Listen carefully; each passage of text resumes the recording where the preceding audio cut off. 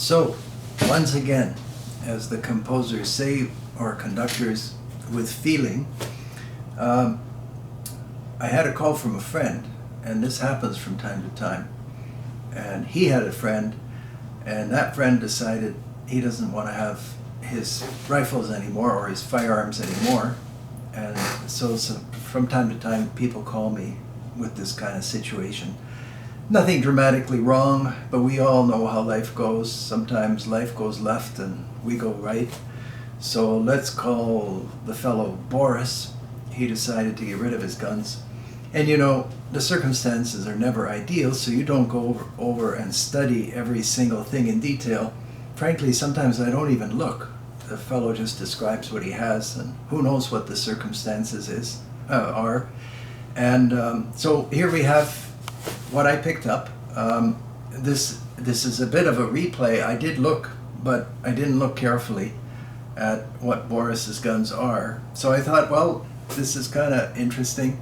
So we'll see what all he had. So I'll start with one. And typically you get these with the cases and everything because the people just decide that their life has gone a different direction. So this is a Stevens model 68 12 gauge. Looks not too bad. Removable magazine is nice. Reminds me a bit of the Marlin I did a video on. It has a variable choke device. This is made by Savage Arms. Maybe you know more about them than I do. Somebody painted on kind of a black forend here. Anyway, so Boris had a bolt action 12 gauge shotgun, proof tested, 2 3/4 inch chamber. Oh, Chicopee Falls, Massachusetts. So yes, Stevens, Savage. That's one company. Anyhow, so there's a bolt action shotgun. And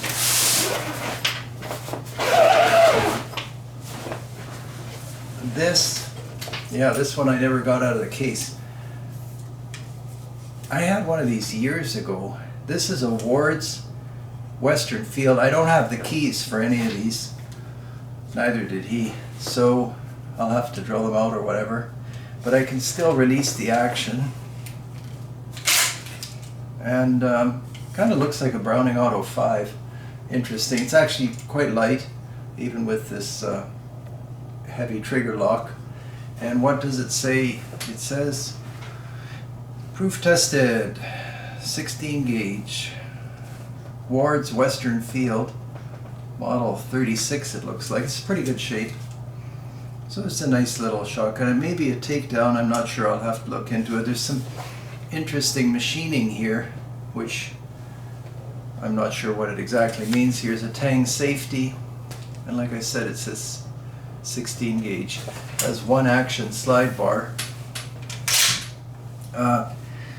Boris didn't tell me anything about this shotgun, or well, he only talked to me about one gun. Anyway, we'll try to open the action here.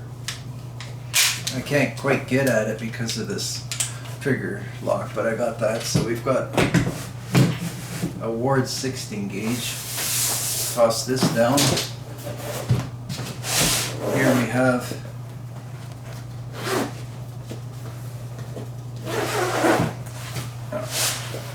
something very rusty. So this is a 22. You can see it's been stored for a long time. You know, as I told you, I've seen this lots of times. This looks dramatic. It's hard to tell. It's deep, but it's not the end of the world. This can be with steel wool and some WD-40. Anyway, I'll try to work on it, but let's see what it is. This is wow, it's hard to really read under the rust. So it's a Marlin Like I said, I only looked at these for a second. It's a Marlin, but I can't say what model. It's too rusted. Anyway, I don't know about the bore. I'm assuming it comes. Yeah, it's just regular. Well, a lot of times the outside is rusted, but the bore isn't rusted, so it's the same on this one. So that's not bad. It's a nice little 22. Seems to be fine. So that's that. Set this down. Next one. I know there's one really nice rifle in here. And, oh, this is the one. So this one, Winchester Model 94, this is a 1,300,000 serial number. Actually, he told me he shot countless deer with this Model 94, and I mean, it's got that glass smooth action. You know how the pre-war Model 94s feel? Maybe you don't. Anyway, just like glass, excellent. And the bore, I can't really look. I would have to turn the gun in an awkward way, but it's easy. You put a piece of white paper in here, some of you may notice, and then look from the other end. Anyway, and obviously it's a 30-30. So some bluing wear, but there's no rust jumping out at me as there was with the Marlin. It's been used, but there's something about it actually has a lot of character. I like this. This is a nice Winchester. So that's that. This one I knew was in here. And then the last one,